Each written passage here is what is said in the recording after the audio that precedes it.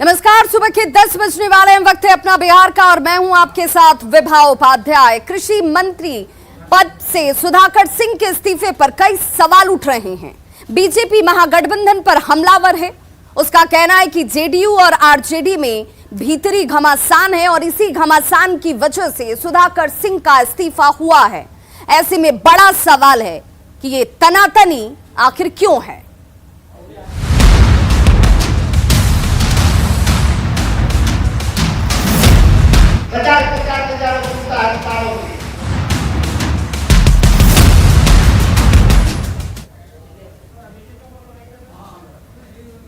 तो खुद को चोरों का सरदार बताकर सुर्खियों में आए बिहार के कृषि मंत्री सुधाकर सिंह ने अपने पद से इस्तीफा दे दिया है। 2 महीने में आरजेडी कोटे के 2 मंत्रियों के इस्तीफे ने कई सवालों को खड़ा कर दिया। सीएम नीतीश कुमार ने सुधाकर सिंह का इस्तीफा मंजूर कर लिया है और राज्यपाल को अनुशंसा भेज दी गई है। इस बीच कुमार सर्वजीत को कृषि जबकि तेजस्वी यादव को पर्यटन विभाग का प्रभार दिया गया है। अब सवाल यहीं से उठता है कि क्या सुधाकर सिंह का इस्तीफा जेडीयू और आरजेडी के बीच तनातनी का नतीजा है। बिहार के कृषि मंत्री सुधाकर सिंह के इस्तीफे के बाद यह सवाल इस वक्त सभी के जहन में। बिहार के कृषि मंत्री का इस्तीफा, क्या तनातनी का नतीजा है त्यागपत्र। 50,000 मैं खुलके बोल रहा हूँ, लेकिन आप गवाही नहीं करिएगा तो कोई नहीं पकड़ाएगा। अपने बयानों से सुर्खियों में आए बिहार सरकार के कृषि मंत्री सुधाकर सिंह ने आखिरकार अपना इस्तीफा डिप्टी सीएम तेजस्वी यादव को सौंप दिया। सुधाकर सिंह के इस्तीफे के बाद मुद्दा इस बात पर गर्म है कि क्या सुधाकर सिंह ने अपना इस्तीफा नीतीश कुमार के दबाव में दिया है। इस सवाल का जवाब सुधाकर सिंह के पिता और आरजेडी के प्रदेश अध्यक्ष जगदानंद सिंह के बयान से बहुत कुछ साफ हो जाता है। बिहार के कृषि मंत्री ने इस प्रश्न को उठाया है, लेकिन प्रश्न उठाने से नहीं होता, त्याग भी करना पड़ता है। आज मैं आप लोगों के माध्यम से बता रहा हूँ, बिहार के कृषि मंत्री इस शुभ अवसर पर शुभ दिन पर अपना त्याग पत्र भेज दिया है सरकार के पास, क्योंकि हम नहीं चाहते हैं कि कोई लड़ाई आगे बढ़े। जगदानंद सिंह के बयान का लब्बो-लुबाब यही है कि चूंकि बात बढ़ जाती इसलिए बलिदान देना पड़ा, जबकि जेडीयू को लगता है कि कृषि मंत्री सुधाकर सिंह का इस्तीफा एक सामान्य सी प्रक्रिया है। इस्तीफा देना, लेना, उठ लेना, बाहर आना, सब विषय तो चलते रहता है, इसमें क्या कहना है। हालांकि बीजेपी मानती है कि सुधाकर सिंह का इस्तीफा जगदानंद सिंह के उस बयान का असर है जिसमें उन्होंने कहा था कि 2023 में तेजस्वी की ताजपोशी तय है। और देखिए, जो जगता बाबू ने 2 दिन पहले बयान दिया था कि 2023 में तेजस्वी मुख्यमंत्री बनेंगे और नीतीश जी बिहार छोड़कर दिल्ली की राजनीति में जाएंगे, कहीं न कहीं उसकी कीमत जगता बाबू को अपने बेटे के बलिदान के रूप में चुकानी पड़ी है। और ये लड़ाई जगता बाबू बनाम नीतीश कुमार की लड़ाई में परिणत हो जाएगी। महागठबंधन की सरकार के तकरीबन 2 महीनों में ये दूसरे मंत्री का इस्तीफा है। दोनों ही आरजेडी कोटे के मंत्री थे। इससे पहले 31 अगस्त को पूर्व कानून मंत्री कार्तिक सिंह ने अपने पद से इस्तीफा दिया था और अब कृषि मंत्री सुधाकर सिंह ने त्याग पत्र दे दिया है। न्यूज 18 के लिए दिल्ली से अमितेश सिंह और पटना से आनंद अमृतराज और अमित कुमार की रिपोर्ट। तो कृषि मंत्री सुधाकर सिंह के इस्तीफे के बाद गठबंधन में सियासत इस वक्त बेहद तेज हो चुकी है। आरजेडी जहां सुधाकर सिंह के इस्तीफे के बाद खुलकर बोलने से कतरा रही है, वहीं बीजेपी इसे गठबंधन की दरार बता रही है। मंत्री सुधाकर सिंह का नीतीश कुमार ने बलि लेकर करके बिहार के नेताओं और मंत्रियों को स्पष्ट संदेश दे दिया है कि नीतीश टैक्स वसूल कर जदयू के नेताओं को अमीर बनाने वाले और बिहार की जनता को गरीब बनाने वाले पदाधिकारियों के खिलाफ आवाज़ उठाएगा तो उसकी आवाज़ इसी तरह से बंद कर दी जाएगी। पूर्व कृषि मंत्री श्री सुधाकर सिंह जी ने इस्तीफे का निजी कारण बताया है। बीजेपी जिस तरह खुशफहमी में है, उन्हें कुछ हासिल होने वाला नहीं है। अभी 2 विकेट गिराने की बात बीजेपी के लोग कर रहे हैं। तेजस्वी यादव जी ने तो सरकार से ही पूरी बीजेपी को ऑल आउट कर दिया है।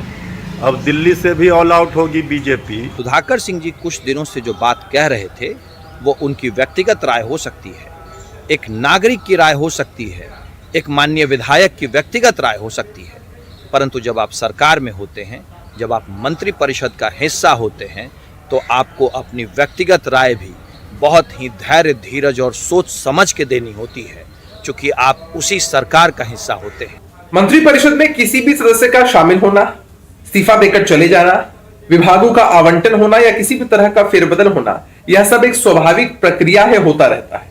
मुख्यमंत्री जी का विशेषाधिकार है और कोई सदस्य चाहे तो इस्तीफा देकर जा सकता है। सुधाकर सिंह जी के मामले में उनके पिता राजद के प्रदेश अध्यक्ष श्री जगदानंद प्रसाद सिंह जी ने चीजों को बताया है। अब इस्तीफे के पीछे का क्या विस्तृत कारण है, बेहतर वही लोग बता पाएंगे। यह राष्ट्रीय जनता दल का एक आंतरिक मामला है। तो सुधाकर सिंह के इस्तीफे पर सीएम नीतीश कुमार ने चुप्पी साध ली और उन्होंने न्यूज 18 के सवाल पर कोई जवाब नहीं दिया।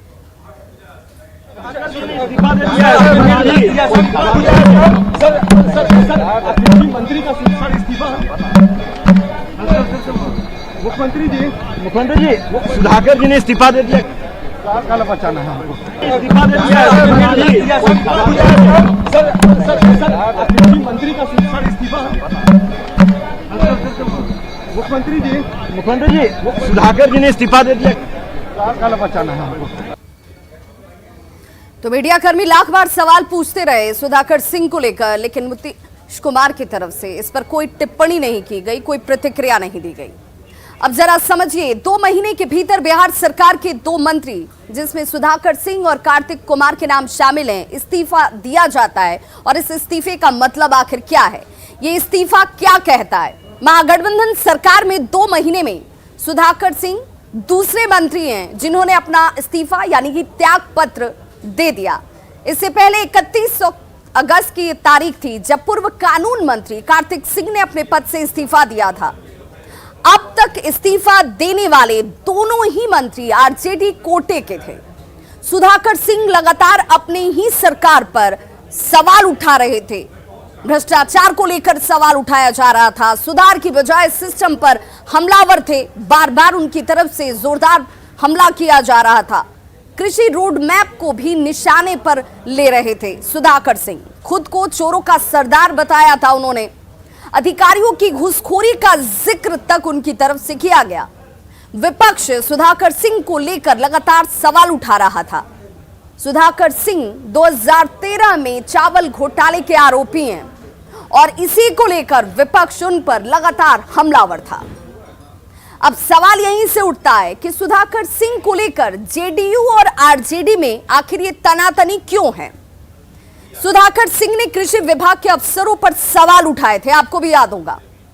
कृषि विभाग के अफसरों को उन्होंने भ्रष्ट करार दिया था। उन्होंने कहा था कि कृषि विभाग के जो अफसर हैं जिन्हें दायित्व दिया गया है वो भ्रष्ट खुद ही हैं। बतौर कृषि मंत्री खुद को उन्होंने चोरों का सरदार बताया।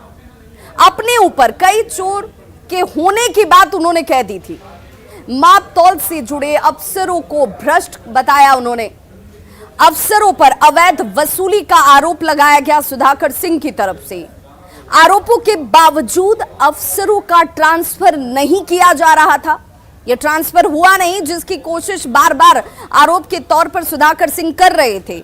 और आरोपों को लेकर जो अफसरों की लॉबी थी वो कहीं ना कहीं आहत थी, नाराज थी, नाखुश थी। सुधाकर सिंह ने माफी नहीं मांगी, इसे लेकर उनके ऊपर दबाव था कि आप जो स्टेटमेंट दे रहे हैं उसे लेकर आप माफी मांग लीजिए। अफसर चाहते थे कि सुधाकर सिंह माफी मांगे और पूरे मामले को रफा दफा कर दिया जाए, लेकिन सुधाकर सिंह ने माफी नहीं मांगी। सुधाकर सिंह पर माफी मांगने का दबाव जरूर था। चोरों के सरदार वाले बयान पर माफी का दबाव उनके ऊपर बार बार बनाया जा रहा था। लालू और तेजस्वी उन्हें मंत्री बनाए रखना चाहते थे। इन तमाम दबाव के बीच लालू और तेजस्वी, जिन्हें आरजेडी कहा जाता है, वो चाहते थे कि सुधाकर सिंह अपने पद पर बने नहीं, लेकिन सुधाकर सिंह अपनी इस बात पर अडिग थे कि वो माफी मांगने को तैयार नहीं है। नीतीश कुमार ने कृषि विभाग की तारीफ की। प्रधान सचिव एन सरवण कुमार की बात करें तो उनकी तरफ से भी तारीफ की जाती है और इससे दोनों पक्षों में खटास बढ़ गई थी। और यही दबाव के पीछे की राजनीति कही जा रही है, मानी जा रही है। अब आरजेडी और जेडीयू में तनातनी क्यों है, यह भी जानना और समझना जरूरी है। सुधाकर सिंह, जिनके नाम को लेकर इस वक्त सियासत गरमाई हुई है, सुधाकर सिंह पर चावल घोटाले का गंभीर आरोप है। सुधाकर सिंह पर चावल घोटाले को लेकर आरोप लगातार खड़े हो रहे थे। नीतीश सरकार में ही चावल घोटाले का आरोप लगा। नीतीश से सुधाकर सिंह के रिश्ते की बात करें तो वो बेहतर नहीं थे। खटास बयानों के जरिए कई बार सामने आ भी चुकी थी। लालू और तेजस्वी की वजह से वो कृषि मंत्री बने। अब आप समझ सकते हैं कि कृषि मंत्रालय और कृषि मंत्रालय की जिम्मेदारी सुधाकर सिंह को क्यों दी गई। मंत्री बनने पर वो अन्याय की बात करते रहे।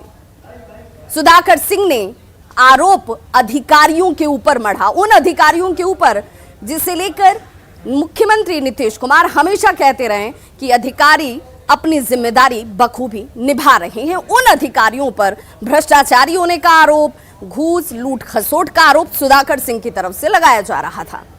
सुधाकर सिंह ने कृषि रोड मैप पर सवाल खड़े किए थे और इस सवाल के साथ कई लोगों को मिर्ची लग गई थी। किसानों को फायदा नहीं मिलने की बात बार बार सुधाकर सिंह की तरफ से रखा जा रहा था। वो कह रहे थे कि जो फायदा किसानों को मिलना चाहिए था वो फायदा किसानों को मिल नहीं रहा है, लेकिन ये फायदा कहां जा रहा है ये जरूर सवाल के तौर पर उन्होंने छोड़ रखा था। कृषि रोड मैप में घोटाले की बात सुधाकर सिंह की तरफ से कही गई। घोटाले की स्वतंत्र जांच कराना चाहते थे सुधाकर सिंह और यह बात कई लोगों को नागवार गुजर रही थी। मंडी व्यवस्था फिर से लागू करना चाहते थे सुधाकर सिंह। खरीद में पैक्स के एकाधिकार जो कि इस वक्त है उसे खत्म करना चाहते थे। खबरों के मुताबिक सीएम नीतीश कुमार ने इससे साफ तौर पर इनकार कर दिया। इन्हीं तमाम बातों को लेकर दोनों पक्षों के बीच तनातनी थी और सुधाकर सिंह को इस तनातनी के बीच ही अपने पद से त्यागपत्र देना पड़ा, इस्तीफा सौंपना पड़ा और इस्तीफा सौंपने के साथ ये बयान भी सामने आ गया उनके पिता की तरफ से कि कुछ पाने के लिए त्यागपत्र और त्याग करना पड़ता है। कई बार बलिदान देने की नौबत आ जाती है जो सुधाकर सिंह की तरफ से दी गई। और चलिए अब बात कर लेते हैं जेपी जयंती पर जारी सियासत की। तो मुख्यमंत्री नीतीश कुमार नागालैंड जाने वाले हैं। ये बड़ी जानकारी अपने दर्शकों को दे दें। मुख्यमंत्री नीतीश कुमार नागालैंड जाएंगे। 11 अक्टूबर की तारीख जब सीएम नागालैंड जाएंगे, जेपी जयंती कार्यक्रम में वो शामिल होते हुए आपको नजर आएंगे। अध्यक्ष ललन सिंह भी उनके साथ मौजूद होंगे नागालैंड में। 11 तारीख अमित शाह जो हैं वो बिहार आ रहे हैं। जेपी जयंती कार्यक्रम में उनकी मौजूदगी बिहार की इस धरती पर होगी। जेपी की जन्मस्थली सिताब दियारा में अमित शाह मौजूद होंगे।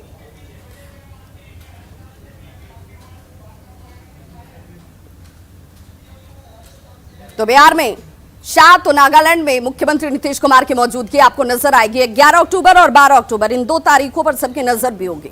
11 अक्टूबर को संपूर्ण क्रांति के महानायक जयप्रकाश नारायण यानी कि जेपी की जयंती है। आप और हम सभी जानते हैं जेडीयू और आरजेडी जेपी सियासत को अपनी विरासत समझती रही है और जनता को समझाती भी रही है, लेकिन इस विरासत पर अब बीजेपी ने अपना हक जताना शुरू कर दिया है। इसे लेकर बिहार में महागठबंधन की बेचैनी बढ़ गई है, जिससे सियासी वार और पलटवार का दौर भी शुरू हो चुका है। केंद्रीय गृह मंत्री अमित शाह 11 अक्टूबर को जेपी की जन्मस्थली सिताब दियारा पहुंचने वाले हैं और 20 दिनों के भीतर अमित शाह का ये दूसरा बिहार दौरा भी है।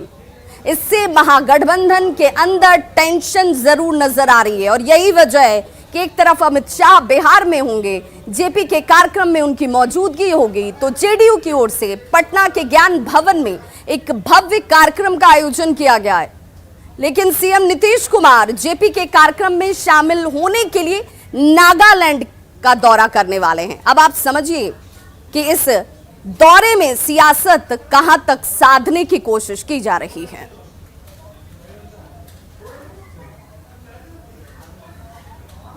और लगातार जिस तरह के दौरों को लेकर के खबरें सामने आ रही थी, उन दौरों के बीच टेंशन जो है महागठबंधन के अंदर नजर आती है और महागठबंधन के अंदर ये टेंशन क्यों है इसको समझना भी बहुत महत्वपूर्ण हो जाता है, क्योंकि इस वक्त लालू और नीतीश जो हैं हमेशा से अपने आप को जेपी पर हक अपना जताते रहे हैं, अपने को अनुयायी बताते रहे हैं, खुद को जेपी का शिष्य बताते हैं, खुद को जेपी आंदोलन की उपज बताते रहे हैं। लालू प्रसाद की बात कर लीजिए या फिर नीतीश कुमार की बात कर लीजिए, जेपी की सियासत को अपनी विरासत बताने वाले ये दोनों ही नेता अपनी राजनीति की शुरुआत भी इसी के साथ करते हैं और इसीलिए बीजेपी के एक्शन से इन दोनों ही पार्टियों के अंदर डर है। दोनों पार्टियां कमोबेश डरी हुई हैं, दोनों को विरासत पर कब्जा होने का डर सता रहा है। जेपी जयंती पर अमित शाह बिहार में मौजूद होंगे तो लालू और नीतीश निशाने पर होंगे, महागठबंधन पर निशाना साधा जाएगा। दोनों कांग्रेस की गोद में खेलता हुआ लगातार अमित शाह की तरफ से, आपको वो स्टेटमेंट भी याद होगा जब सीमांचल के दौरे पर अमित शाह थे तो उन्होंने कहा कि कैसे जेपी की सियासत से अपनी विरासत का दावा करने वाले ये नेता अब कांग्रेस के साथ गलबहियां कर रहे हैं, उनकी गोद में जाकर बैठ गए हैं। जेपी के सिद्धांतों और नीतियों की चर्चा जरूर की जाएगी। कांग्रेस के खिलाफ जेपी का आंदोलन था और जेपी के कारण ही कांग्रेस सत्ता से बेदखल हुई, यानी कि सत्ता से उसे बाहर कर दिया गया। कांग्रेस ने देश पर इमरजेंसी लागू की। उसी कांग्रेस के साथ जेडीयू और आरजेडी का गठबंधन इस वक्त महागठबंधन के तौर पर उस स्वरूप में बिहार में आपको नजर आ रहा है। इस विरोधाभास का जेडीयू और आरजेडी के लिए जवाब देना मुश्किल हो जाएगा और यह सवाल अमित शाह की तरफ से खड़ा किया जाएगा। सीमांचल का भी जिक्र कर लें क्योंकि ठीक 17-18 दिनों पहले सीमांचल में अमित शाह मौजूद थे और शाह ने सीमांचल में सवालों की बौछार कर दी थी।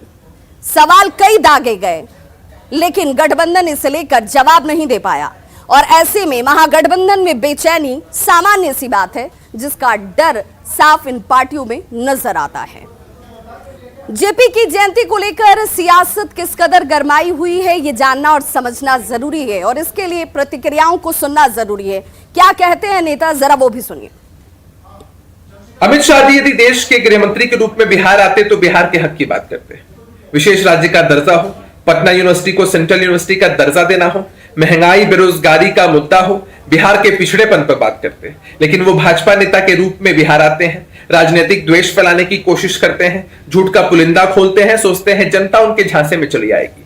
अरे 2015 के विधानसभा के चुनाव में प्रधानमंत्री जी ने 42 आम सभाएं की थी, महज 53 सीटें जीते थे। बिहार की जनता कभी आपके झांसे में नहीं आने वाली है। जेपी के आदर्शों को जिन्होंने गला घोट दिया उनको माननीय गृह मंत्री जी के बिहार दौरा से बहुत व्याकुल होने की जरूरत नहीं है। माननीय गृह मंत्री जी पहले भी जयप्रकाश नारायण जी के आदर्शों को रक्षा किए हैं और आगे भी रक्षा करेंगे और जो भ्रष्टाचारी हैं उनका सही जगह जेल यात्रा कराने से वो नहीं मान चुकेंगे। रही बात जेपी के सिद्धांतों की, तो आप ही में से कोई एक आदमी जरा अमित शाह जी से पूछ लीजिए कि जेपी के आदर्श क्या थे। एक जवाब वो दे पाए तो कहिएगा। वो क्या आदर्श पर चलेंगे जेपी के? उन्हें पता ही नहीं आदर्श क्या चीज है। बेचैन भारत है मुख्यमंत्री जी। कोई भी बिहार में आते हैं तो इनको बेचैनी होने लगती है। आज भारत के गृह मंत्री जी अगर बिहार आ रहे हैं तो ये स्वागत का कदम है। जेपी का मान सम्मान बढ़ाने के लिए अगर वो यहां पर आते हैं तो इसमें बुराई क्या है? पाकिस्तान जा रहे हैं कि वीजा लगेगा? और बड़ी खबर इस वक्त मनेर से आ रही है, जहां बाइक सवार अपराधियों ने एक व्यक्ति को गोली मार दिया है। स्थानीय लोगों ने व्यक्ति को हालांकि आनन फानन में अस्पताल पहुंचाया, लेकिन इस शख्स की जान जा चुकी है। घटना के बाद आक्रोशित लोगों ने आरोपी के घर पर हमला कर दिया और घर के बाहर खड़े ट्रैक्टर को आग के हवाले कर दिया गया है। वहीं पुलिस अब इस पूरे मामले की तहकीकात में जुट गई है। तो ये एक्सक्लूसिव तस्वीरें इस वक्त आपके टीवी स्क्रीन पर, जहां पर अपराधियों ने एक शख्स को गोली मारकर मौत के घाट उतार दिया। युवक की अस्पताल में मौत हो जाती है और आक्रोशित लोगों ने आरोपी के घर के बाहर लगे ट्रैक्टर को आग के हवाले कर दिया।